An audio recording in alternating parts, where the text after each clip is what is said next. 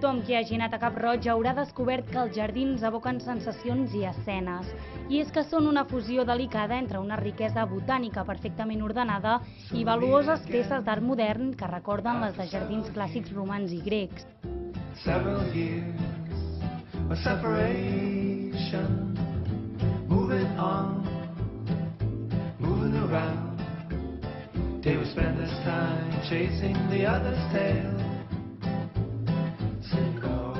El Parc d'Escultures, que es va inaugurar el 2007 als Jardins de Cap Roig, consta de 16 peces d'art contemporani d'autors d'escoles modernes del segle XX, com ara Jorge Oteiza, Jaume Plensa, Javier Corberó, Paul Suter o Berrocal, que signa una de les obres més destacades del parc, l'Almudena.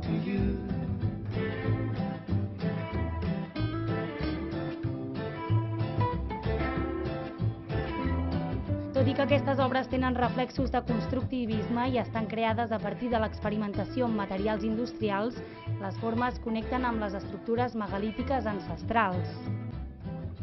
Winter and spring, summer and fall, the other wind south across in the ocean, now the boat behind. Skiffle and ride, shuffling wall, you're the up-tiptoe ballerina on the chorus line. Aquest art evocador conviu amb les més de 1.000 espècies botàniques d'arreu del món que es poden veure en aquests jardins. Hi ha tant plantes mediterrànies i locals com d'altres de Sud-àfrica, Califòrnia, Xile i fins i tot d'Austràlia.